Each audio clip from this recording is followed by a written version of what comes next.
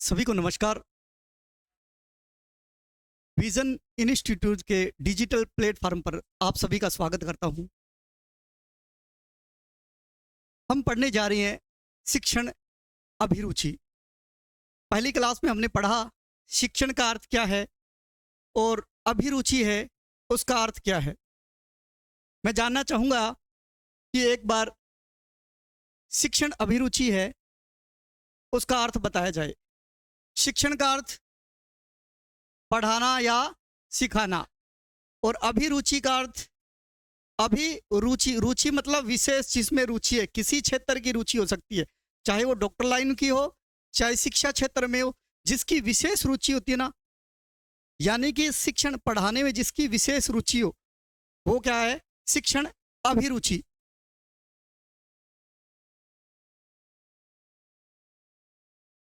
आज का जो हमारा टॉपिक है वो है संप्रेषण। पहले हमने पढ़ा, पहला टॉपिक हमने पढ़ा नेतृत्व लीडरशिप, दूसरा टॉपिक है हमारा संप्रेषण। संप्रेषण है, इसे अंग्रेजी में क्या कहते हैं, कम्युनिकेशन। आपको याद रखना है, कई बार ऐसा पूछा जाता है संप्रेषण है उसको इंग्लिश में क्या कहते हैं, अंग्रेजी में शब्द है उसका नाम बताइए, तो क्या है, कम्युनिकेशन। यह आपको याद करना है, ठीक है। कम्युनिकेशन जो शब्द है उसकी उत्पत्ति कैसे हुई, वो कैसे बना और उसका अर्थ क्या है, यह हम जानेंगे। सबसे पहले देखिए जो संप्रेषण है हमारा यानी कम्युनिकेशन, इसका अर्थ क्या है। अर्थ समझ गए, समझ लो कंप्लीट हो गया टॉपिक ये अपना। देखिए अर्थ, एक व्यक्ति के विचारों को उसी अर्थ और भाव में अन्य व्यक्ति तक संप्रेषण कहलाता है, यानी अन्य व्यक्ति तक जो हमारे विचार है उनको अन्य व्यक्ति तक उसी अर्थ में उसी भाव में पहुंचाना। दोबारा देखिए, संप्रेषण एक व्यक्ति के विचारों, यानी एक व्यक्ति है उसके विचार है, उन विचारों को उसी अर्थ में जो कहना चाहता है उसी अर्थ में उसी भाव में अन्य व्यक्ति तक पहुंचाना क्या है, संप्रेषण। समझ गए, संप्रेषण है जो एक व्यक्ति है उसके विचार है वो अन्य व्यक्ति तक कैसे पहुंचाए, जो उसका अर्थ है उसी अर्थ में पहुंचाए, उसी भाव में पहुंचाए, वो क्या कहलाता है, संप्रेषण कहलाता है। क्लियर है। अब देखिए संप्रेषण शब्द है यानी कम्युनिकेशन शब्द है ना, उसकी उत्पत्ति कैसे हुई। कई बार यहां से भी एग्जामिनर प्रश्न करता है कि जो कम्युनिकेशन शब्द है वो किस भाषा से बना है, कौन सी भाषा से, लैटिन भाषा के, यानी कौन सी भाषा से बना है, लैटिन भाषा के कम्युनिस्ट शब्द से बना है। ये आपको याद रखना ही है। संप्रेषण शब्द है यानी इंग्लिश का शब्द है वो तो है कम्युनिकेशन, कम्युनिकेशन शब्द है वो लैटिन भाषा के किस शब्द से बना है, कम्युनिस्ट शब्द है उससे बना है, और जिसका अर्थ क्या है, सामान्य संचार या कॉमन। उसका अर्थ क्या है, सामान्य संचार या कॉमन। अब ध्यान रखिए, संप्रेषण क्या है, संप्रेषण एक व्यक्ति है वो अपने विचारों को अपने भाव को उसी अर्थ में अन्य व्यक्ति तक जो पहुंचाता है वो क्या है, संप्रेषण है। क्लियर है। संप्रेषण शब्द है वो अंग्रेजी के किस शब्द से बना है, कम्युनिकेशन शब्द से बना है। कम्युनिकेशन शब्द है वो लैटिन भाषा के किस शब्द से बना है, कम्युनिस्ट शब्द से बना है, कम्युनिस्ट शब्द से बना है। समझ गए। कम्युनिस्ट शब्द का अर्थ क्या है, कॉमन, सामान्य, संचार। संचार के आपने वैसे पढ़ा होगा, संचार के साधन कौन कौन से होते हैं, जो किसी को लेके आए छोड़ के आए, है ना। आपने पढ़ा होगा बस है, कार है, जीप है, ये भी पढ़ा होगा। ये भी क्या है, किसी को लेके आते जाते। इसी तरह संचार यानी हमारे जो भाव है, हमारे जो बोलने का तरीका है उसको भी कौन लेके आता जाता है। एक तो हमारे पत्र भी लेके आके जाते हैं, हमने कुछ लिखा वो भी लेके जाता है, हम बोल रहे हैं उससे भी होता है, मोबाइल से भी होता है, टीवी से भी होता है, रेडियो से भी होता है ना। तो इसीलिए इसका अर्थ क्या होना है, सामान्य संचार या कॉमन। अब इसकी डेफिनेशन है ना, डेफिनेशन मतलब परिभाषा। परिभाषा मैंने इसमें 3 लिखी है, परिभाषा अनेक हो सकती है। परिभाषा जितनी देना, जितने विद्वान होते हैं उतनी परिभाषा होती है। अब हमने 3 परिभाषा ली है इसमें, न्यूमैन एंड समर के अनुसार। न्यूमैन एंड समर कहता है कि संप्रेषण क्या है। देखिए इस व्यक्ति का नाम न्यूमैन एंड समर क्या कहते हैं, संप्रेषण दो या दो से अधिक व्यक्तियों के मध्य, संप्रेषण दो या दो से अधिक व्यक्तियों के मध्य तथ्यों, विचारों, अभिमतों अथवा भावनाओं का पारस्परिक आदान प्रदान है। समझ में आया? वो क्या कह रहा है कि संप्रेषण में दो व्यक्ति चाहिए। कितने व्यक्ति? दो व्यक्ति होने चाहिए। उसमें क्या होता है कि दो व्यक्तियों के मध्य क्या होता है, तथ्य, कोई भी बात है हमें उसके बारे में जानकारी लेनी है आपस में, तथ्य, विचार है हमारे, और अभिमत है, मत है हमारे, और भावनाएं हैं, उन सभी का आपस में क्या करते हैं, आदान प्रदान करते हैं। तो क्या कहलाता है, संप्रेषण। क्लियर हुआ? आज मैं बोल रहा हूं, आप सुन रहे हो, आपस में हम बातचीत कर रहे हैं, ये क्या है, संप्रेषण। क्लियर है? न्यूमैन एंड कई बार क्या आता है, प्रश्न आता है।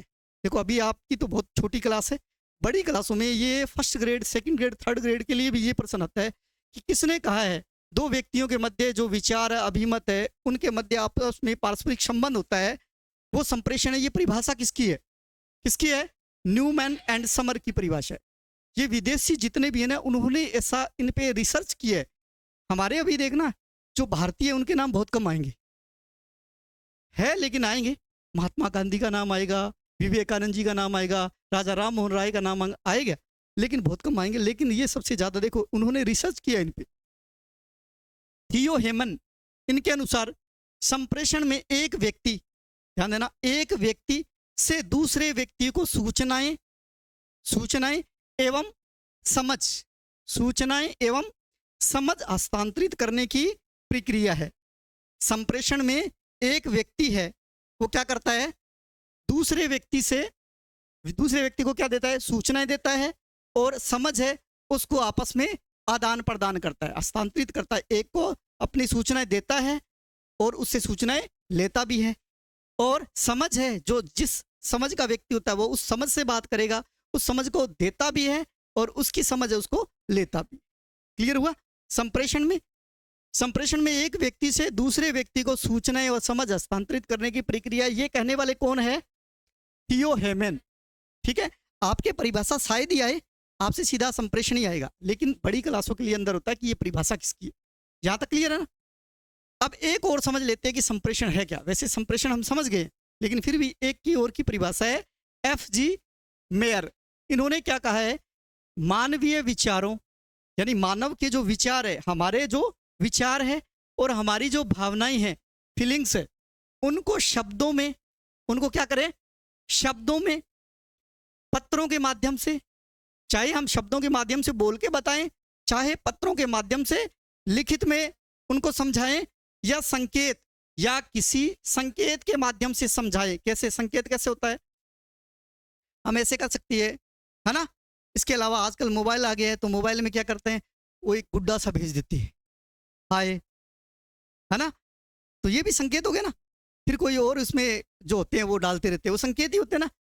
तो उन संकेतों के द्वारा अथवा आदेश भी होते हैं, जिससे बड़े अधिकारी है नीचे अधिकारी को सूचनाएं दे रहे हैं, लेकिन वो किस रूप में दे रहे हैं, आदेश के रूप में। आपको ये काम करना है, आदेश हो गया ना, है तो सूचना, आदेश हो गया।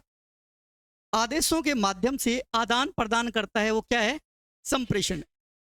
FG मेयर कह रहे हैं कि मानवीय विचार, मानव के जो विचार है, उन विचारों को और भावनाओं को हम क्या करें, शब्दों के माध्यम से या पत्रों के माध्यम से या संकेतों के माध्यम से या आदेशों के माध्यम से आदान प्रदान करना क्या है, संप्रेषण है।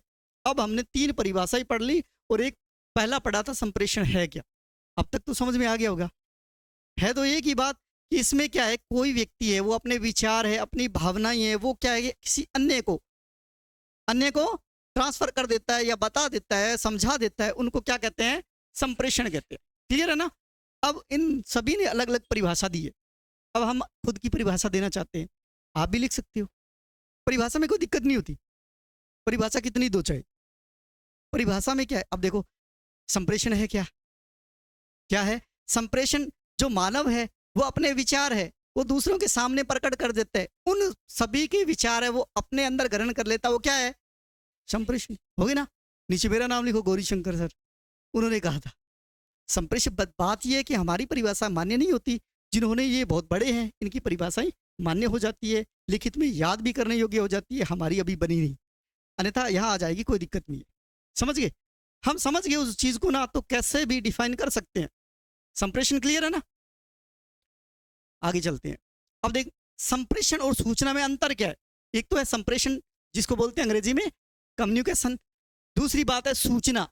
सूचना यानी इंफॉर्मेशन। क्लियर है ना? इन दोनों में अंतर क्या है? देखिए छोटा सा अंतर है, बस एक लाइन में अंतर समझ जाओगे।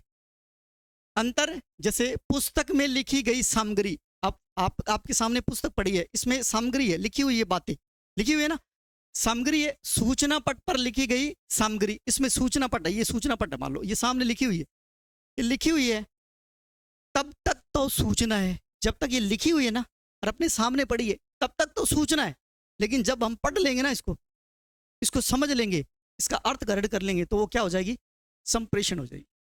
जब तक वो पढ़ी है इसके अंदर, देखिए, तब तक सूचना है, तब जब तक उसे पढ़ा न जाए, उसके पढ़ने और उसका अर्थ समझने के पश्चात उसे क्या कहा जाता है?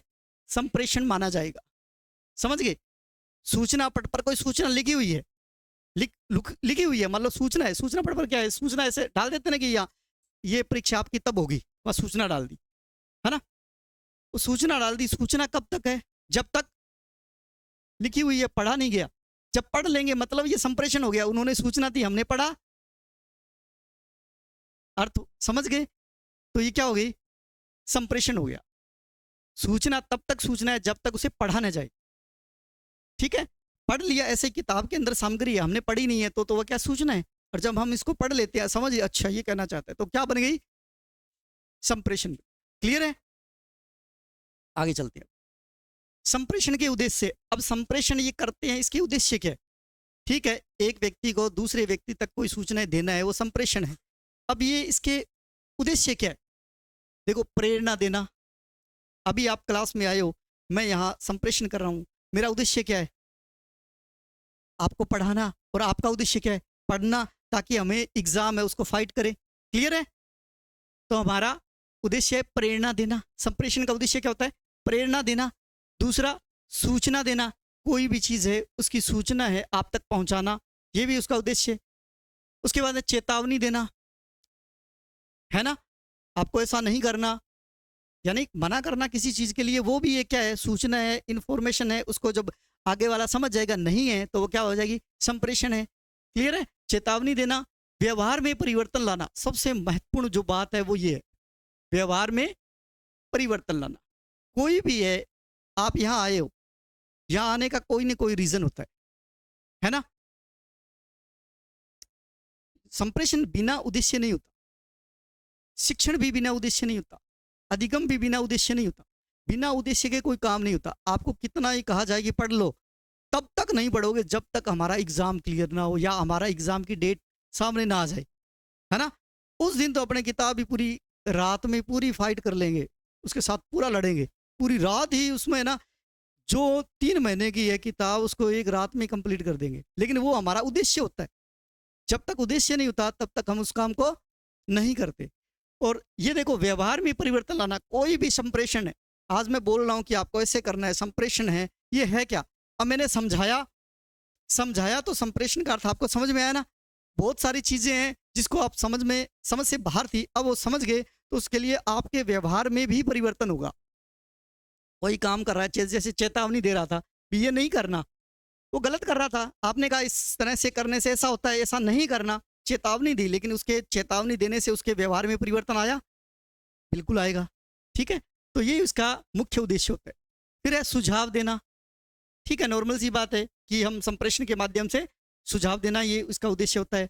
अधिगम को अर्थपूर्ण तथा समझ से युक्त बनाना, बहुत ही बड़ी बात, जो बहुत बड़ी बात है ना, वो ये कि अधिगम मतलब सीखने के लिए, है ना? अधिगम को अर्थपूर्ण यानी सही तरीके से जो अर्थ बता रहा है उसी अर्थ से संबंधित समझ से युक्त बनाना।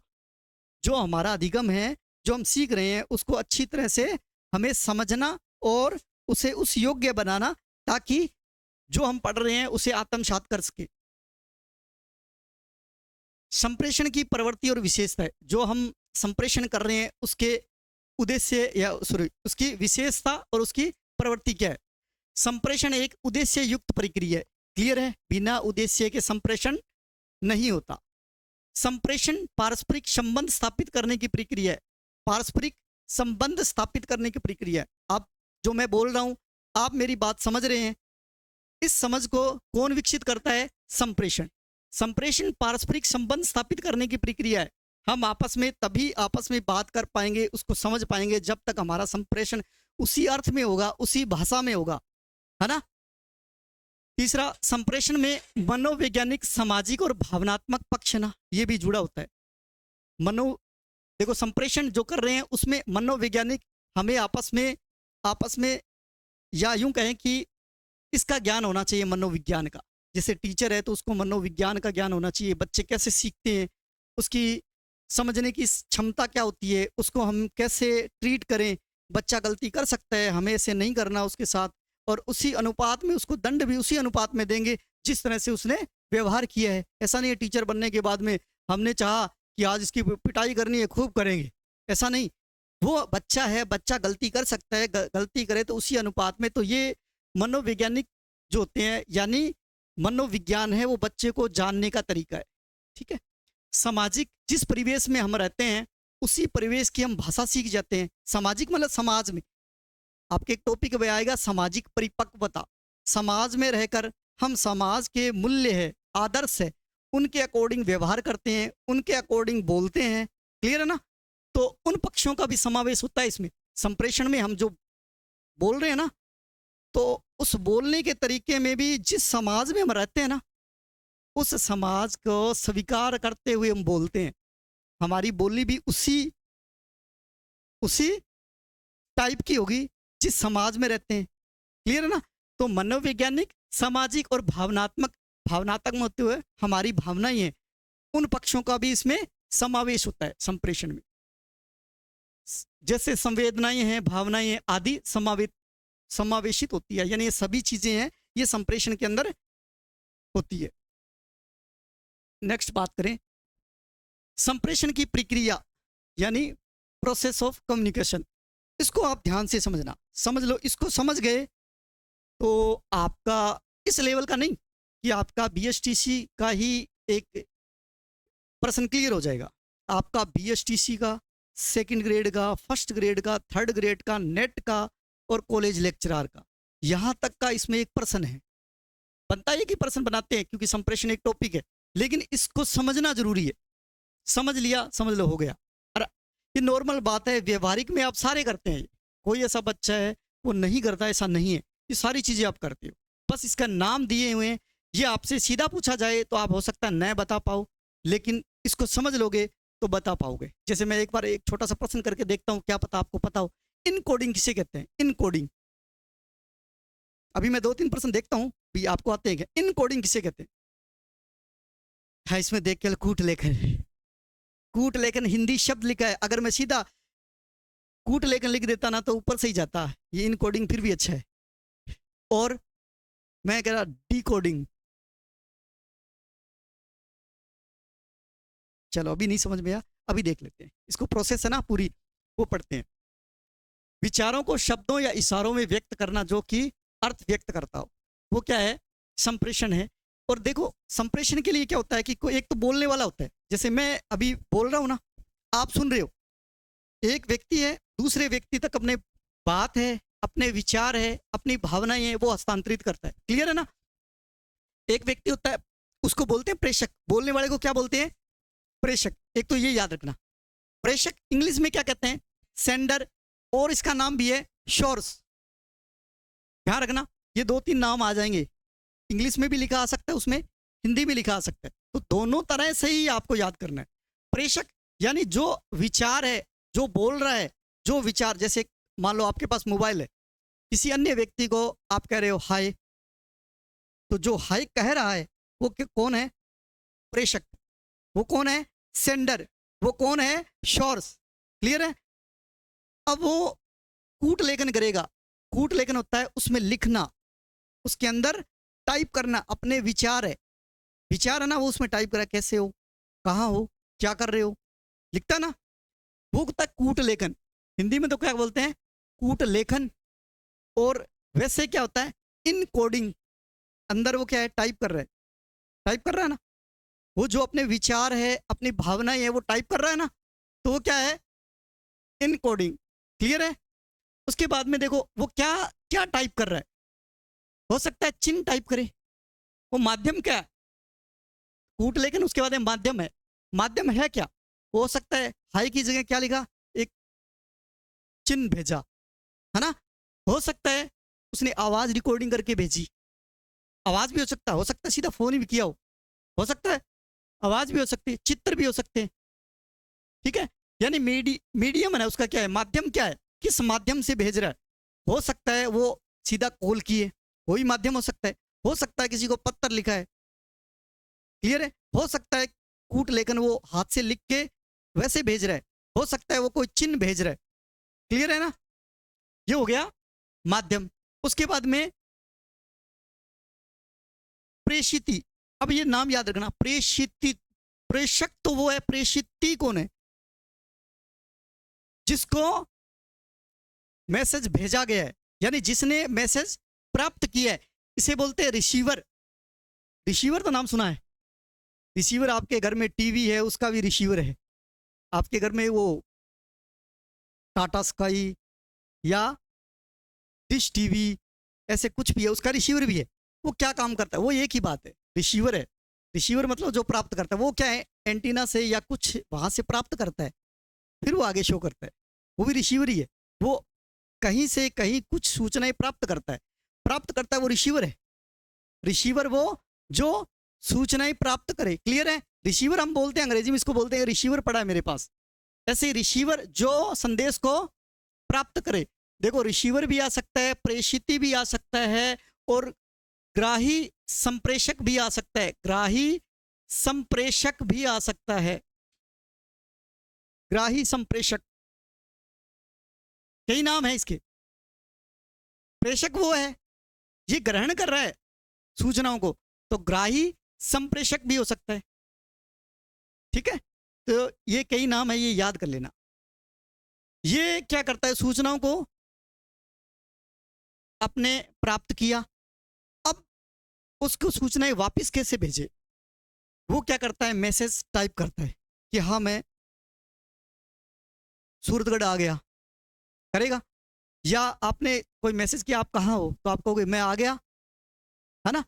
अब वो कूटवाचन, डिकोडिंग, कूटवाचन मतलब वो उसको अर्थ को पहले पढ़ेगा जो आपने भेजा है ना, उस जो अर्थ भेजा वो क्या था, इनकोडिंग। इसके पास आया, किस माध्यम से आया, वो माध्यम तो हमने देख लिए। इसके पास आया ना, ये आने के बाद में उस मैसेज को पढ़ता है। पढ़ना मतलब उस पढ़ता है ना, पढ़ना क्या है, कूटवाचन है। पढ़ना कूटवाचन है, या हम यूं कहें कि कोई भी संदेश है उसका अर्थ निकालना, अर्थ समझना, वो क्या है, कूटवाचन है। क्लियर है? किसी भी मैसेज का अर्थ समझना, देखो भाषा कैसे भी हो सकती है, अर्थ समझना भी लिखा आ सकता है, वो आपके किस माध्यम से पहुंचा है उसकी बात कर रहे हैं।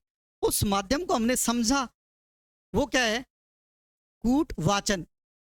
अब जब हमने माध्यम को समझा तो हम कुछ न कुछ प्रतिक्रिया देंगे, रेस्पॉन्स देंगे, फीडबैक। फीडबैक मतलब होता है रेस्पॉन्स, रेस्पॉन्स देना।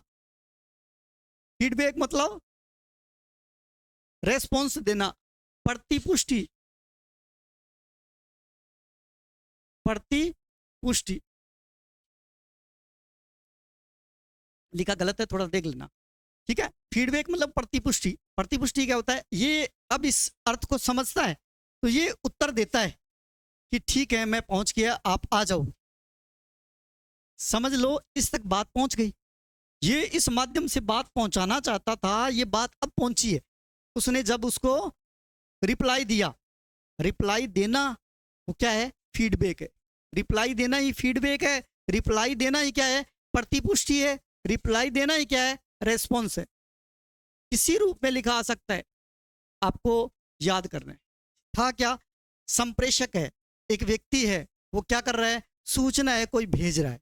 संप्रेषण क्या था, कोई सूचना है, एक व्यक्ति दूसरे को सूचनाएं देता है, इतना ही था ना। किस अर्थ में, जिस अर्थ में वो देना चाहता है उसी अर्थ में उसके पास पहुंचनी चाहिए। क्लियर था ना? ये संप्रेषण था। अब इस संप्रेषण की प्रक्रिया क्या है? एक व्यक्ति है, सेंडर है, वो भेज रहा है, कूट वाचन यानी कि उसमें लिख रहा है, लिखने के बाद में यहाँ भेजा है। भेजने के कई माध्यम है, हो सकता है वो चिन्ह के माध्यम से भेज रहा हो सकता है वो आवाज के माध्यम से सीधा फोन कर रहा हो सकता है वो चित्र भेज रहा हो, कैसे भी उसको सूचना दे रहा है। उसके बाद में वहां तक सूचना पहुंची है, पहुंच गई। पहुंचने वाले जिसके पास सूचना पहुंचती है उसको क्या बोलते हैं? प्रेषिती। उसको क्या बोलते हैं इंग्लिश में? रिसीवर। एक और नाम है ग्राही संप्रेषक। ठीक है, इसके पास पहुंची। अब उसने उस जो पहुंची है उस शब्द के, उस चित्र के उसने कूट वाचन किया, उस चित्र को, उस अर्थ को उसने समझा। उसे क्या बोलते हैं? कूट वाचन या डिकोडिंग। डिकोडिंग। अब डिकोडिंग करने के बाद में वो उत्तर देना चाहता है, रेस्पॉन्स देना चाहता है। किसको? प्रेषक को रेस्पॉन्स देना चाहता है। अब रेस्पॉन्स देना क्या कहलाता है? फीडबैक, प्रतिपुष्टि, है ना? अब देखिए, एक प्रश्न बनाते हैं कि मान लो मैं यहाँ पढ़ा रहा हूँ और मैंने जो पढ़ाया उसको जांचने के लिए मुझे इनमें से कौन सा प्रयोग करना चाहिए कि मैं समझ सकूं कि मैंने जो पढ़ा है वो सही है। फीडबैक लेंगे ना? फीडबैक लेंगे ना? आपसे पूछेंगे, आपसे मैंने प्रश्न किए, अगर प्रश्न का उत्तर सभी को आता है तो मैंने जो पढ़ाया उसका उत्तर सही है। अन्यथा हो सकता है मैंने पढ़ाने में गलती की। हो सकता है गलती कई तरीके से भी हो सकती है, ध्यान रखना, एक अपना इसी का भाग है, इसमें लिखा हुआ नहीं है। हो सकता है गलती कई तरीके से हो सकती है। मान लो मैं बोल रहा हूँ, मेरी आवाज़ वहाँ तक नहीं पहुँच रही, लेकिन बच्चे इसलिए नहीं बोल रहे कि वो तो सर है और अपने सुन लो जैसा है। तो ये माध्यम है ना, हो सकता है वो माध्यम काम नहीं कर रहा। कई माध्यम हो सकते हैं, मेरी आवाज़ धीमे थी इसलिए नहीं पहुँच रही। हो सकता है कि हमारी क्लास बड़ी हो गई, बच्चे बहुत ज़्यादा हो गए इसलिए आवाज़ नहीं पहुँच रही। कारण कई हो सकता है। हो सकता है उसको इसलिए समझ में नहीं आ रहा क्योंकि वो घर से आया ही परेशान होके है, उसकी बहुत सारी प्रॉब्लम है। वो यहाँ बैठा तो है, मन से तो आ गया, लेकिन अभी मन कहाँ है उसका? घर पे है और उसका मन नहीं लग रहा। वो कई कारण हो सकते हैं, कई कारण हो सकते हैं। ठीक है, कई बाधाएं भी हो सकती है संप्रेषण की। मान लो मैंने कहा कुछ चीज़ समझाने के लिए, जैसे मैंने बोला रुको मत, चले जाओ।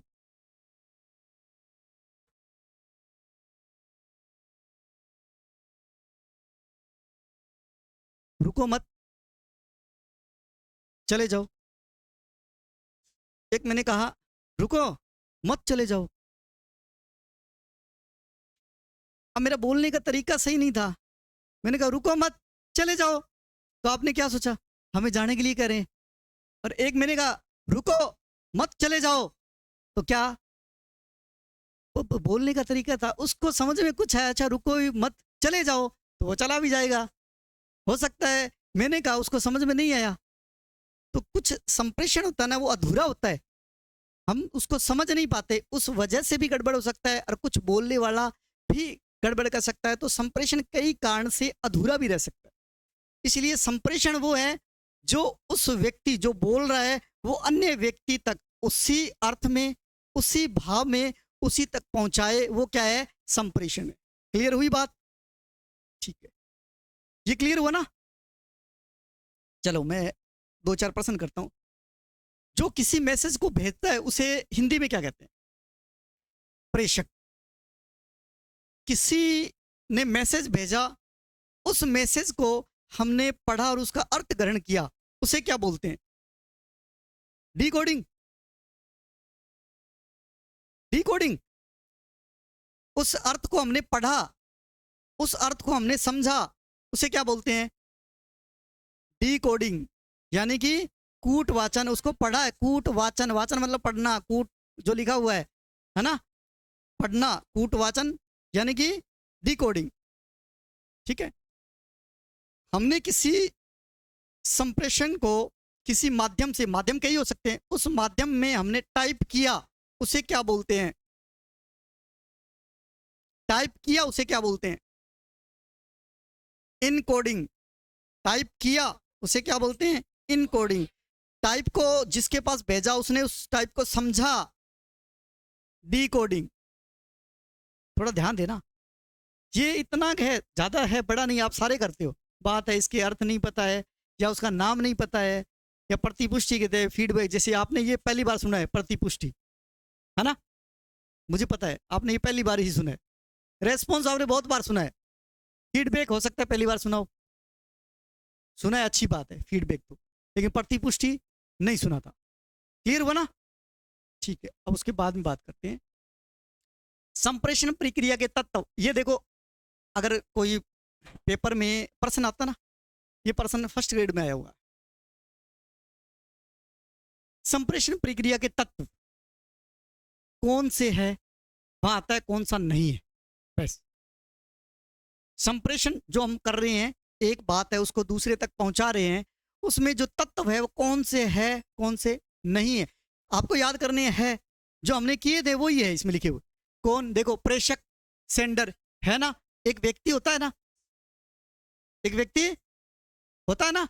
हाँ, आप जवाब है ना, जवाब देने का तरीका होता है बहुत शानदार, वो होता है हाँ ना। कुछ बच्चे करें थोड़ा ध्यान रखा करो, ठीक है?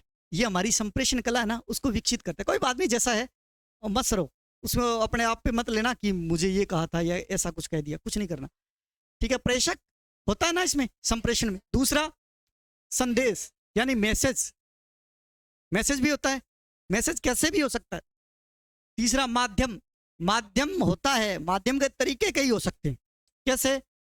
चित्र भी हो सकता है, आवाज भी हो सकती है, वीडियो क्लिप भी हो सकती है, फोटो भी हो सकती है, शाबाश, और चिन्ह भी हो सकते हैं। एक चिन्ह बोल रहे हो ना, ये गलत बोल रहे हो, लिखते भी गलत हो। संकेत, ये इमोजी संकेत होते हैं क्या? सिंबल। इनकोडिंग, कूट लेखन होता है क्या? इनकोडिंग क्या लिखा है? विचारों को भाषा प्रदान करना, सही है ना? विचार है उसको हम ऐसे लिखते हैं, उसको भाषा प्रदान करते हैं, तो वो क्या है? इनकोडिंग। डिकोडिंग क्या है? कूटवाचन, समझना, संदेश को पढ़ना और उसका अर्थ निकालना। क्लियर है?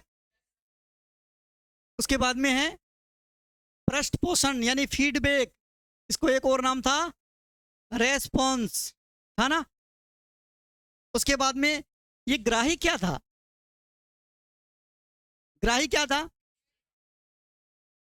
यार रिसीवर आते तो बोल दोगे ग्राही क्या था? जिस मैसेज को ग्रहण करता है, ग्राही है, यानी रिसीवर है। संप्रेषण संदर्भ यानी कॉन्टेक्स्ट, है ना? यानी ये हम बात करें कि ये संप्रेषण है वो कहां से आया है। हो सकता है इस किताब से आया हो सकता है कोई व्यक्ति दे रहा हो, ठीक है? वो कहां से आया है? जैसे आपने किताब में पढ़ा होगा संदर्भ सूची, पढ़ा है कभी? यानी ये किताब जो बनाई गई है ना, ये कहां से बनाई गई है, फिर इसे पीछे पीछे नोट लिखे होते हैं कि इस किताब से ये पेज उठाए हैं, इस किताब से ये लिए गए। ऐसा ही संप्रेषण का हो गया, ठीक है? समझ में आया? अब ये प्रश्न आया था एक बार, इसमें से प्रश्न बनाने वाले गलत था। उसने लिखा निम्न में से कौन सा संप्रेषण प्रक्रिया का तत्व नहीं है, और सारे डाल रखे थे, सारे डाल रखे थे, सारे के सारे। अब कौन, क्या करोगे आप? मान लो क्या करोगे? स्वयं विवेक आपका लगाए तो मैंने लगाया, मैं बताता हूं आपको, मेरी तो सच्ची घटना है वो बताऊंगा मैं। मैंने क्या कि अब है तो सारे ही, लेकिन अपने एक तो कर ही देते हैं। मैंने मान लो ये किया, मुझे याद नहीं कौन सा किया, मान लो मैंने ये किया, माध्यम चलो कर देते हैं, ठीक है? अब ये सारे ही थे, अब कोई ना कोई करे। अब मैंने माध्यम किया ना, तो आरपीएससी ने शायद इनको ठीक मान लिया, मेरा माइनस में और चला गया, माइनस यानी 0.33 हो गया ना। और उसी भर्ती में मैं 0.12 से रहा था। मेरा प्रश्न भी सही है, उत्तर भी सही है, और ये मेरा माइनस में लेके गया है। इससे अच्छा था ना करता तो ठीक था, इससे अच्छा था जो पता है चारों ही है, इसे मत करो ना, क्या पता वो कौन सा मान ले, नेगेटिव में और चले जाओगे, इसलिए करना ही मत मेरा मानना तो यही है, इससे अच्छा करना ही मत। जब सारे हैं मैंने किए हो गया ना गड़बड़। संप्रेषण के प्रकार, अब हमने पढ़ा संप्रेषण क्या है, संप्रेषण की प्रक्रिया क्या है, उसके उद्देश्य क्या है, उसकी विशेषता क्या है। अब हम पढ़ेंगे संप्रेषण के प्रकार। वैसे मैंने बहुत सारे लिखे हैं, लेकिन जितना भी आपके आता है इन दोनों में से आएगा, शाब्दिक है या अशाब्दिक है। और मैं क्लियर बता देता हूँ कहाँ से आएगा, बस आएगा इतना ही आपके। लेकिन फिर भी हमें समझना है कि आगे हमारे पूरी जिंदगी में मैं ये कह रहा हूँ, इसको पढ़ लिया ना, बाद में आप आगे जितने भी स्टेप बना उसमें सभी में देख लेना, कोई दिक्कत ही नहीं आएगी। संप्रेषण के प्रकार, माध्यम के आधार पर संप्रेषण है उसके दो प्रकार है। दो प्रकार कौन कौन से, एक तो है शाब्दिक और दूसरा है अशाब्दिक। क्लियर हुआ ना। संप्रेषण एक तो होता है शब्दों के द्वारा, एक जिसमें शब्द नहीं होते अशाब्दिक। एक तो है शाब्दिक और एक है अशाब्दिक। अब शाब्दिक कौन कौन से है, दो प्रकार है। शाब्दिक में दो प्रकार है, एक तो होता है मौखिक और दूसरा है लिखित।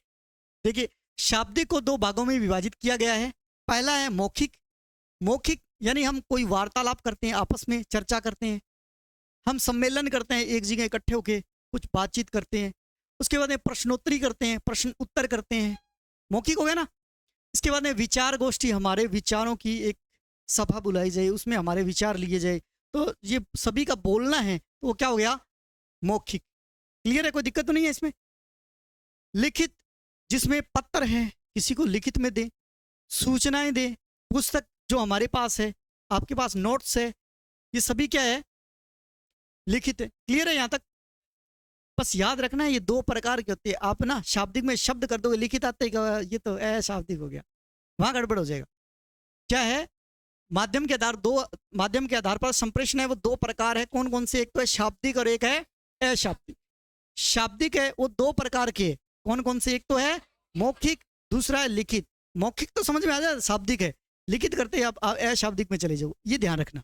शाब्दिक ही है, शब्दों के द्वारा है। दूसरा लिखित है, पत्रों के, पत्र या कोई भी है इस तरह के, जिसमें वो ये क्या होते हैं, शब्द होते हैं। ठीक है। दूसरा है अशाब्दिक। अशाब्दिक संप्रेषण को निम्न भागों में, उसके ऐसे नहीं है कि मैंने लिखे चार भाग है, ये चार भाग ही है।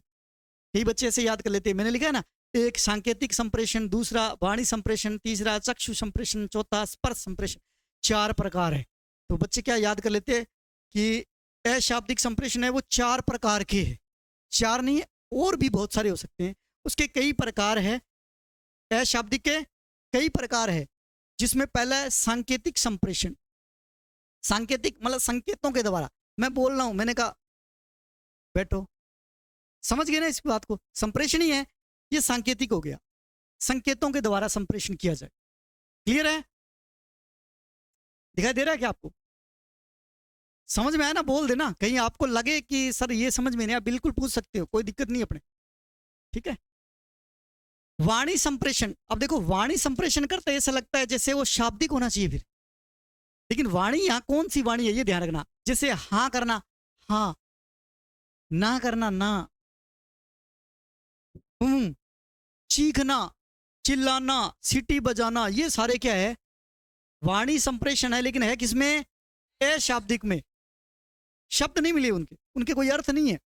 ठीक है, वो शब्द वो हैं शाब्दिक वाले, ये अशाब्दिक में है, ध्यान रखना। कौन कौन से, ये प्रश्न थोड़ा मोस्ट इंपोर्टेंट बनता है इसमें। वाणी संप्रेषण है वो किसमें आएगा, वाणी कौन सी, हाँ, ना, हूं, चीखना, चिल्लाना, सीटी बजाना, ये सारे किसमें है, वाणी संप्रेषण में। और वाणी संप्रेषण किसमें आता है, अशाब्दिक में। उसके बाद में चक्षु संपर्क। चक्षु किसको बोलते हैं, आंखों को, आंखों से इशारे करना, आंखों से बताना, ये भी संप्रेषण है।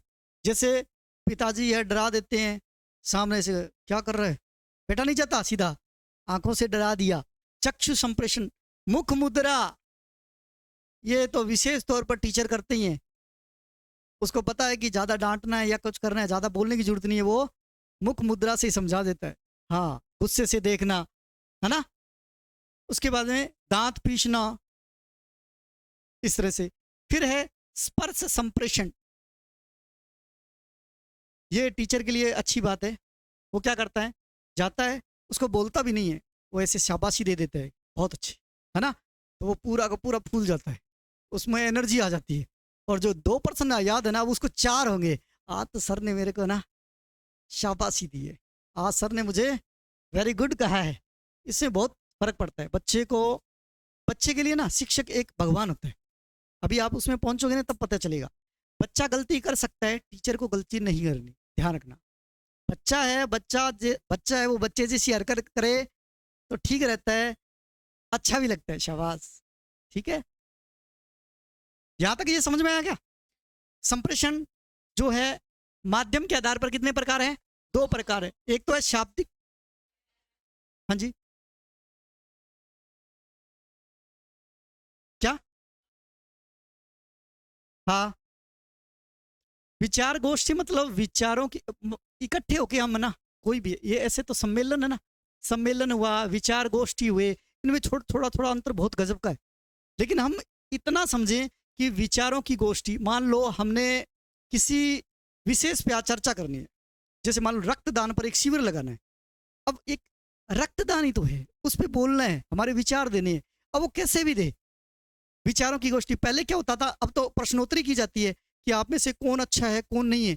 उसके लिए हम क्या करें, एक टेस्ट ले लें, ये होता है। और हमने कुछ नहीं पूछा आपसे, एक टेस्ट दे दिया, आपने क्या किया, पर्सन है वो गोले काले किए, उससे हो गया। पहले क्या इस तरह की प्रश्नोत्तरी होती थी, या विचार गोष्ठी होती थी, या विचारों का आदान प्रदान होता, जिसमें इकट्ठे बैठ के और वो आपस में ही है ना चर्चा कर लेते थे। यानी पहले ना ऐसे प्रश्नोत्तरी भी ऐसे नहीं होती थी, अगर उनको करने ना, जैसे आपने कभी पुराने जमाने में सुना होगा कि उन 2 विद्वानों का आपस में टक्कर हुई थी। टक्कर मतलब उनके शास्त्रार्थ हुए थे।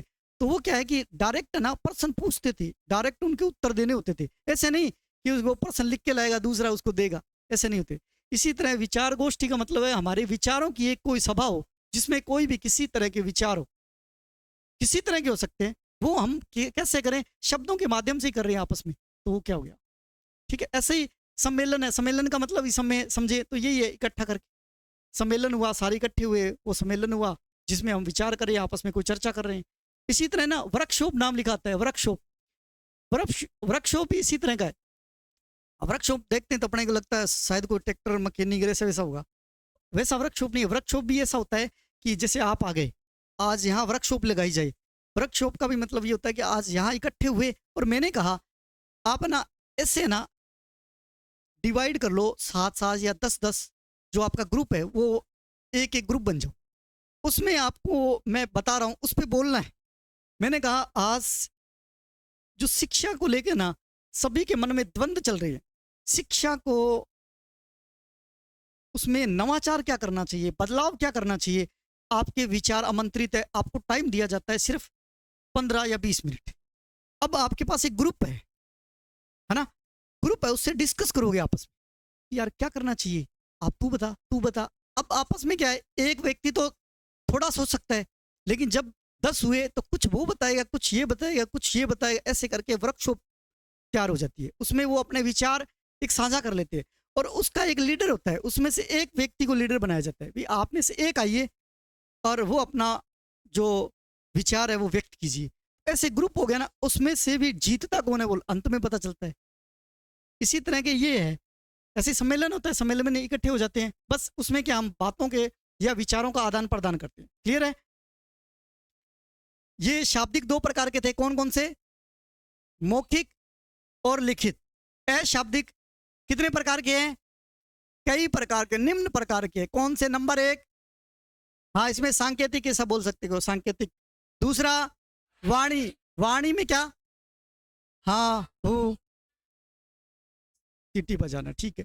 तीसरा है चक्षु संपर्क, ये भी संप्रेषण है। मुख मुद्रा, गुस्से से देखना, दांत पीसना, है ना, ठीक है। और स्पर्श संप्रेषण में शाबाशी देना, पीठ थपथपाना। अब देखिए, यानी इसका मतलब हमारा जो टॉपिक है वो क्लियर हो गया, पता चला क्या पूरा संप्रेषण टॉपिक है वो क्लियर तो हुआ ना, कुछ भी नहीं था ना। संप्रेषण था एक व्यक्ति है वो अपने विचार है वो दूसरे तक पहुंचा रहा है, उन विचारों को उसी अर्थ में पहुंचाना क्या है, संप्रेषण है, इतना ही था। अब इसको हमने समझा, इसकी विशेषता क्या है, ये कितने प्रकार का है ना। इसमें कुछ वैसे तो संप्रेषण है ना, आपके 2-3 और भी रह जाएंगे, मैंने इसमें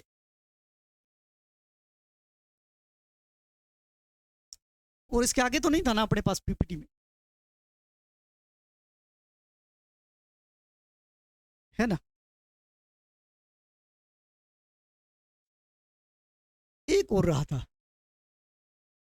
वैसे इसके कई प्रकार हैं और भी बहुत सारे हैं, ठीक है। आपकी किताब में भी हो सकता है मिल जाए, लेकिन मेरा मानना है उसमें इसके अलावा नहीं आएगा, आपके नहीं आएगा। इसके अलावा बहुत सारे प्रकार है इसके। चलो, संदेशों के प्रवाह के आधार पर उन्होंने बताया कि ये 3 प्रकार के, अधोगामी संप्रेषण और ऊर्ध्वगामी संप्रेषण और समतल संप्रेषण। जहां तक मेरा मानना नहीं पूछेंगे, लेकिन फिर भी आप देख लो। देखो, अधोगामी उच्च अधिकारियों द्वारा निम्न स्तरीय कर्मचारी है उनको जो आदेश देते हैं, यानी बड़े अधिकारी है ना, वो छोटों को आदेश देंगे ना, वो क्या है, अधोगामी संप्रेषण।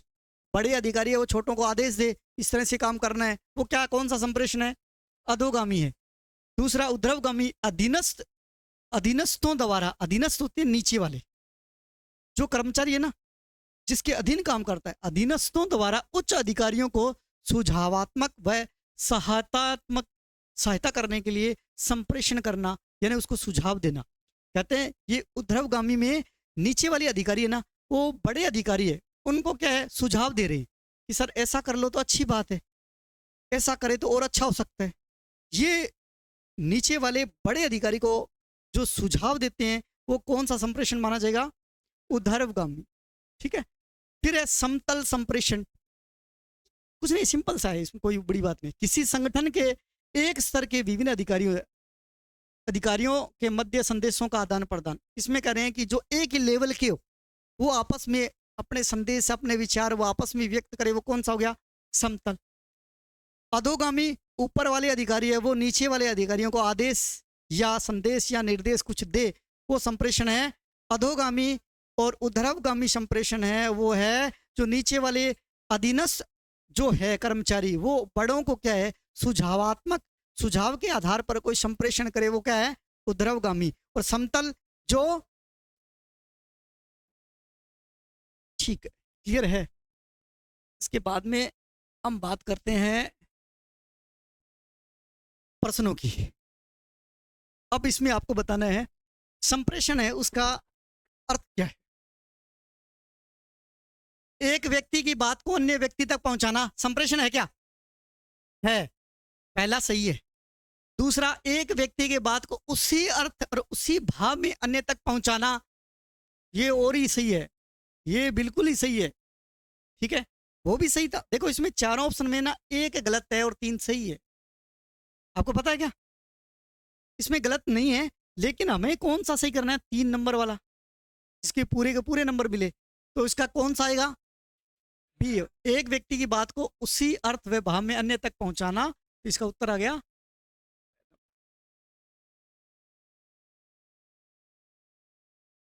दूसरा प्रश्न, संप्रेषण की कुशलता के लिए बीएड में सूक्ष्म शिक्षण आवश्यक है। सूक्ष्म शिक्षण क्या होता है, माइक्रो टीचिंग, माइक्रो टीचिंग होता है, मतलब पढ़ाने के छोटे छोटे तरीके जिसको आपको समझना होता है। बीएड करते हो, बीएसटीसी करने के बाद में बीएसटीसी करते हो, तो वहाँ आपको ना पढ़ाने के तरीके समझाए जाएंगे। जो कहते हैं ना कि हमारी पढ़ाने की कला है, उसमें दक्ष अपने आप को बनाना है, तो स्किल है ना, वो हमारी बढ़ानी है, या स्किल है, स्किल जिसको हम करना चाहते हैं पढ़ाने में, हम अच्छा करना चाहते हैं, तो ये स्किल है, ये कौशल है, उसको सीखना पड़ता है। तो ये कौशल है माइक्रो टीचिंग। माइक्रो टीचिंग है ना, ये कौशल है। इसमें ये माइक्रो टीचिंग करते ही है ना, इसमें लेसन आपको बताया जाता है कि किस तरह से पढ़ाया जाता है। इसको छोटे छोटे भाग में विभाजित करके पढ़ाया जाता है। 5 या 7 मिनट का होता है। पहले 5 या 7 मिनट आपको पढ़ाना होता है। जैसे इसकी बात करें तो पहला होता है प्रस्तावना,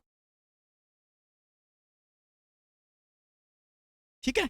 माइक्रो टीचिंग प्रस्तावना में क्या होता है कि टीचर बनने के लिए आपको सबसे पहले ना 5% बोलना आना चाहिए, ये आपको सीखना है। यहाँ आने के बाद में आपको कहा जाएगा, पहले आपको बताया जाएगा प्रश्न किस तरह से बनाने हैं, फिर आपको कहा जाएगा कि यहाँ आप स्टेज पर आइए और इन बच्चों को ना 5 प्रश्न पूछिए। प्रश्न पूछने सही तरीके से, जैसे आपके हाथ कैसे होने चाहिए, बंधे हुए नहीं होने चाहिए, ऐसे खड़े नहीं होने चाहिए, आप ऐसे गुस्से से में न हो, तरीका आपका कैसा है, प्रेजेंट करने का तरीका कैसा है, ऐसा सिखाया जाएगा। तो उसमें 5 प्रश्न कर लो, चाहे प्रश्न कैसे कर, प्रश्न भी कर सकते हो, उसमें आप कविता भी गा सकते हो, कोई नाटक है उसका अभिनय भी कर सकते हो, प्रस्तावना कैसे कर सकते हो, आवाज भी किसी की, डायलॉग भी सुना सकते हो, दोहा सुना सकते हो, ये दोहा किसका था, ठीक है। लेकिन मान लो ये 5 प्रश्न करने सिखाए जाते हैं कि प्रश्न हमें करने हैं किस तरह से, तो हमारा 5 से 7 मिनट ऐसे पढ़ाने का तरीका अलग अलग स्किल है ना, माइक्रो टीचिंग में 5 से 10 स्किल है, उसको सीखना पड़ता है, ठीक है। तो ये पूछ रहा है कि संप्रेषण यानी बोलने की कला में कुशलता यानी दक्षता प्राप्त करनी है हमें, तो उसके लिए बीएड में, बीएड या बीएसटीसी कर रहे हो, उसमें सूक्ष्म शिक्षण की आवश्यकता है, क्यों है? स्वयं के मूल्यांकन हेतु, खुद को जांचने के लिए, या पाठ पूरे करने हेतु, या विभिन्न कौशलों के विकास हेतु। हाँ, विभिन्न कौशल स्किल है ना, वो सीखने के लिए हमें ना ये माइक्रो टीचिंग करवाई जाती है, स्किल है इसमें।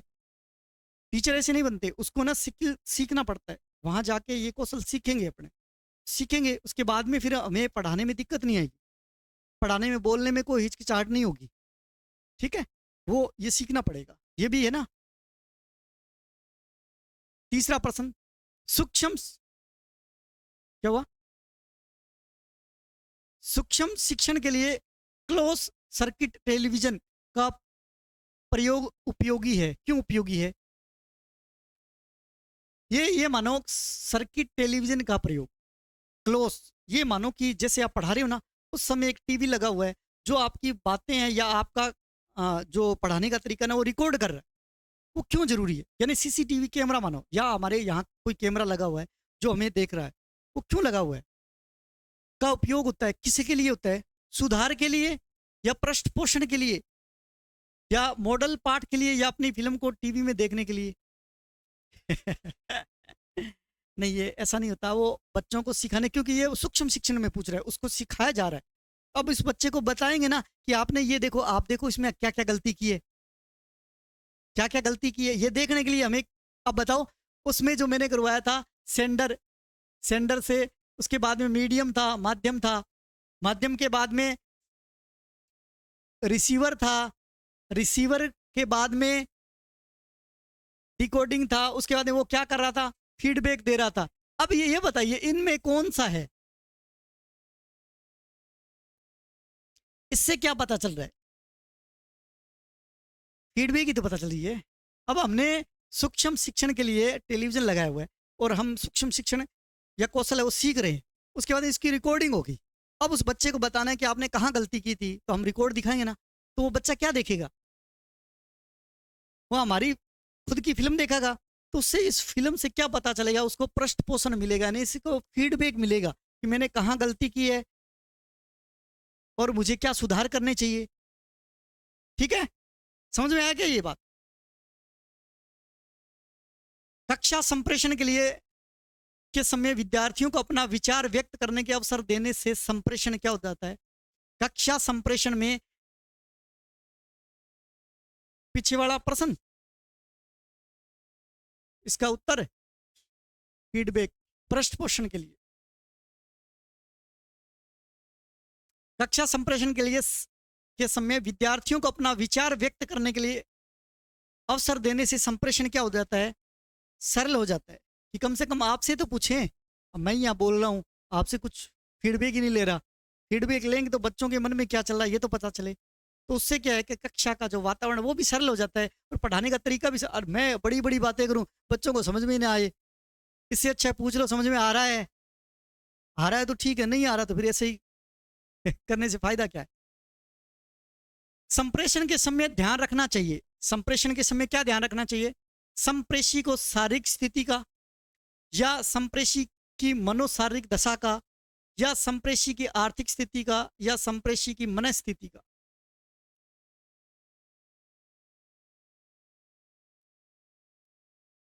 जहां मनोवैज्ञानिक कारण आए ना, तो इसमें सारे ही आ जाते हैं, इसमें जो पक्ष होते हैं ना, जो संज्ञानात्मक, भावात्मक, क्रियात्मक, सारे पक्ष आते हैं, तो सारे पक्षों का ध्यान रखना चाहिए। छठा प्रश्न, संप्रेषण है संप्रेषण कला कला है या भाषाई आदान प्रदान है या शैक्षिक योग्यता है या कला विज्ञान है? संप्रेषण एक, हाँ कला है, बिल्कुल है, लेकिन इससे भी और भी बेटर हो सकता है। भाषाई आदान प्रदान है, बिल्कुल है, हम भाषा का आदान प्रदान करते हैं, ये भी है। शैक्षिक योग्यता, ये तो नहीं है। कला और विज्ञान, ये कला भी है और विज्ञान भी है। कला इसलिए है कि इसको बताने के लिए हमें सीखना पड़ेगा, संप्रेषण करना भी आसान नहीं है। फिर कला तो है ही, सीखना पड़ेगा, पढ़ाने के तरीके भी सीखने पड़ेंगे। कला है ना, कला को हर को जो कला है उसको सीखना पड़ता है ना, तो ये भी एक कला है, तो उसको सीखना तो पड़ेगा। साथ साथ में विज्ञान भी है। देखिए मोबाइल है, मोबाइल कैसे आगे चलता है, उसको आगे कैसे कैसे जाते हैं, विज्ञान के बना ये कला भी अधूरी है। तो संप्रेषण क्या है, क्या है? कला और विज्ञान दोनों है।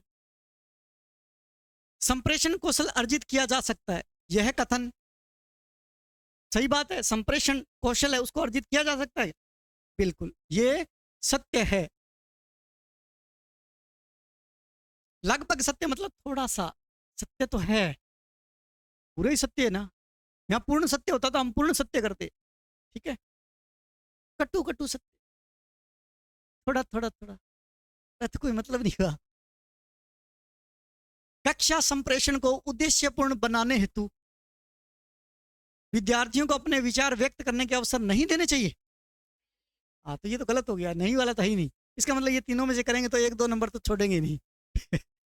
कक्षा की भौतिक व्यवस्था में सुधार लाना चाहिए, विषय वस्तु को क्रमबद्ध रूप में प्रस्तुत करना चाहिए, या विद्यार्थियों को विचार व्यक्त करने के अवसर देने चाहिए। सबसे बड़ी बात तो यही है, विद्यार्थियों को विचार व्यक्त करने के अवसर देने चाहिए। शिक्षक की भाषाई विद्वता एवं ज्ञान भंडार संप्रेषण को प्रभावी बनाता है।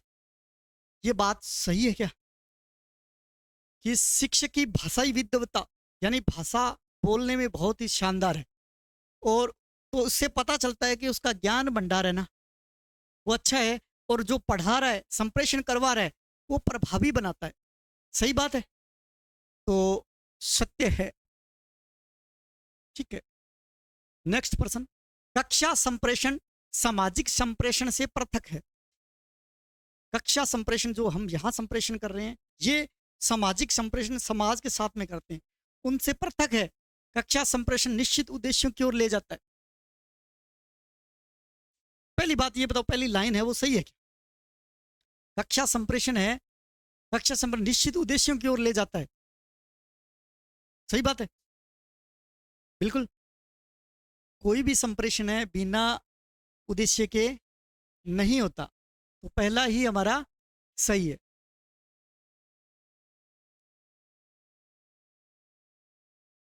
इस तरह से हमने 10 जो प्रश्न थे वो हल किए, और हमारा टॉपिक था संप्रेषण, वो क्लियर हो गया। उम्मीद करता हूं कि जो मैंने पढ़ाया है उससे आप संतुष्ट हो, और समझ में आया तो है ना। कोई ऐसा बच्चा तो है जिसको कोई किसी भी प्रकार की कोई दिक्कत हो इसमें, ठीक। और वैसे आपके जो टॉपिक है वो ज़्यादा नहीं है, टॉपिक थोड़े ही टॉपिक है। कौन कौन से है? एक तो है सामाजिक परिपक्वता, सामाजिक परिपक्वता, एक तो ये टॉपिक पढ़ा है आपका। दूसरा है नेतृत्व,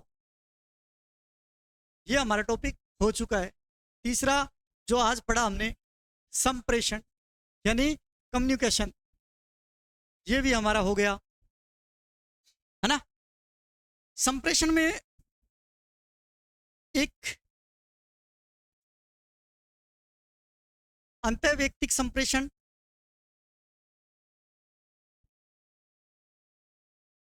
अंतर्वैयक्तिक संप्रेषण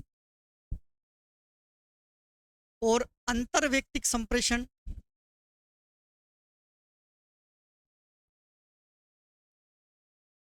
और एक समूह है संप्रेषण, और लास्ट है जन या लोक संप्रेषण। ये उसमें हमारे पास था नहीं, मैं इस पे चर्चा करना चाहूँगा थोड़ी सी, ताकि आपके अगर ये समझ में मान लो कहीं लिखा भी आ जाए तो कम से कम पढ़ना आना चाहिए। वैसे आपके ये एक अलग से टॉपिक है, जैसे यहाँ आ गया ना 4 नंबर पे आएगा इसे, पर ये हमने संप्रेषण पढ़ा तो उसमें ये भी आपको पता होना चाहिए। जैसे अंतर्वैयक्तिक संप्रेषण ये होता है हमारा हम ही से संप्रेषण।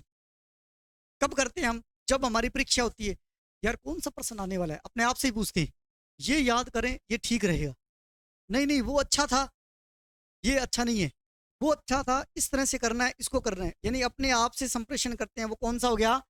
अंतर्वैयक्तिक संप्रेषण। ठीक है। अंतर्वैयक्तिक संप्रेषण वो होता है दो व्यक्तियों के मध्य, एक व्यक्ति है दूसरे व्यक्ति से बातचीत कर रहा है। जैसे मैं किसी एक अन्य व्यक्ति से बात कर रहा हूं तो वो कौन सा हो जाएगा? अंतर्वैयक्तिक संप्रेषण। क्लियर है? फिर है समूह संप्रेषण। समूह मतलब मैं बात कर रहा हूं, आप सारे हो, ये समूह हो गए ना। तो एक व्यक्ति पूरे समूह से बात कर रहा है, वो कौन सा संप्रेषण हो गया? समूह संप्रेषण। जन या लोक संप्रेषण, एक व्यक्ति डिजिटल तरीके से या आधुनिक उपकरणों की सहायता से एक बड़े जन समूह से संपर्क करता है। जैसे मान लो मैं यहाँ से पढ़ा रहा हूँ, आप तो साथ में हो, समूह तो है ही, इसके साथ साथ में अगर ऑनलाइन जहाँ चल रहा है, कितनी जगह चला दे, 20 जगह चला दे, 100 जगह चला दे, जितनी भी जगह चल रहा है, जो देख रहे हैं वो मुझसे बात कर सकते हैं, मुझसे डिजिटल जुड़े हुए, इससे हम बात भी कर सकते हैं। ये संप्रेषण होता है ना। जैसे प्रधानमंत्री है, वो वहाँ से हमें एक सूचना दे रहा है, उसको हम देखते हैं टीवी पर, पूरे देखते हैं ना, सारे देखते हैं। ये हमारे इंडिया में नहीं चलता, उसके अलावा विदेशों में भी चलता है। तो इस तरह का जो संप्रेषण होता है वो कौन सा होता है? जन या लोक संप्रेषण। क्लियर है? ये चलो बातों बातों में ये क्लियर हो गया। इसके बाद में एक आएगा व्यवसायिक प्रतिबद्धता। प्रतिबद्धता एक अंतर्वैयक्तिक संप्रेषण आएगा। एक और टॉपिक रहे, कौन सा? शिक्षण अधिगम।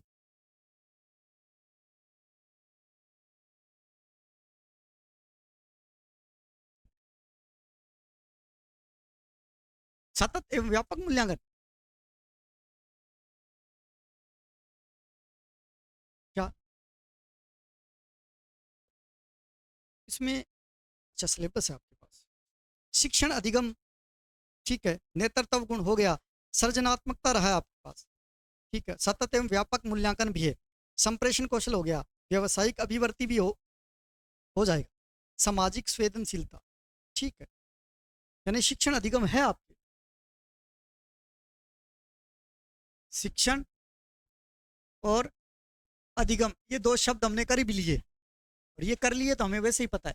शिक्षण मतलब पढ़ाना और अधिगम मतलब पढ़ना सीखना, ठीक है। ठीक है, अब देखते हैं कल टॉपिक कौन सा है, कौन सा करके आए। ठीक है, क्या? हाँ, कौन सा 10 नंबर? देख लेते हैं। कक्षा संप्रेषण शिक्षक एवं निश्चित समूह के मध्य होता है, जबकि सामाजिक संप्रेषण एक व्यक्ति या अनेक व्यक्तियों से। अच्छा, प्रश्न कौन था? कक्षा संप्रेषण सामाजिक संप्रेषण से पृथक है, क्यों? कक्षा संप्रेषण शिक्षक व निश्चित समूह के मध्य होता है, बात तो सही है ये भी। कक्षा संप्रेषण होता है वो शिक्षक और निश्चित समूह है उसके मध्य ही हो रहा है, सही बात है। जबकि सामाजिक संप्रेषण है वो एक व्यक्ति या अनेक व्यक्ति के समूह और वृहद समूह के मध्य चलता है, बात तो बिल्कुल सही है। कक्षा संप्रेषण सामाजिक संप्रेषण से पृथक है, लेकिन ये भी गलत नहीं है, क्योंकि एक एक मिनट, कोई बात नहीं, कोई बात नहीं, उसने ये कहा है ना, ये भी सही है, गलत नहीं है, गलत नहीं है। लेकिन देखो, ये तो एक छोटी सी लाइन बता रहा है, ये ना कक्षा संप्रेषण है शिक्षक और निश्चित समूह के मध्य होता है, इतना कह रहा है। ये संप्रेषण है ना जो हम कर रहे हैं, हम और आपके मध्य है, ये बात कर रहे हैं। तो दूसरा जो सामाजिक संप्रेषण होता है समाज वाले, वो सामाजिक संप्रेषण एक व्यक्ति या अनेक व्यक्तियों के समूह के मध्य होता है, ये बता रहे हैं। इतना सा है। ये जो कह रहा है ना कक्षा संप्रेषण एक निश्चित उद्देश्यों की ओर ले जाता है। कक्षा संप्रेषण होता है ना, जो यहाँ बैठे हैं वो इतना आगे नहीं है, इसका उद्देश्य है ना ये बहुत बड़ा है। ये हमारा उद्देश्य है ना, हम किसी उद्देश्य को लेकर यहाँ बैठे हैं, और उसका कोई उद्देश्य नहीं होता, उसमें संप्रेषण होता है। हम बैठे हैं, अच्छा कैसे हैं माता पिता, कैसे हैं, ठीक है, और चाय पानी पी लिया आपने, ठीक है, वो संप्रेषण वो चलता रहता है, उसका कोई उद्देश्य ही नहीं है। और ऐसे ही बातें जो हम रोजाना करते हैं, बात तो वो सही कह रहा है, लेकिन ये ना पहली बात, ये मेरे अकॉर्डिंग 3 नंबर वाली। अब आपके यहाँ उधर दिया हुआ है, अच्छी बात है, ठीक है, गलत वो भी नहीं है, मैं ये कह रहा हूँ गलत वो भी नहीं है, इसमें एक और भी सही है, लेकिन चलो अपने मेन की बात कर रहे थे उसमें सोचा, ठीक है।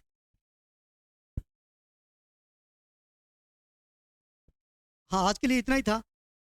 कल नेक्स्ट या जैसे नेक्स्ट संडे को अपने और मिलेंगे, तो हो सकता है 2 या 3 टॉपिक ही करवा दें, ठीक है। धन्यवाद।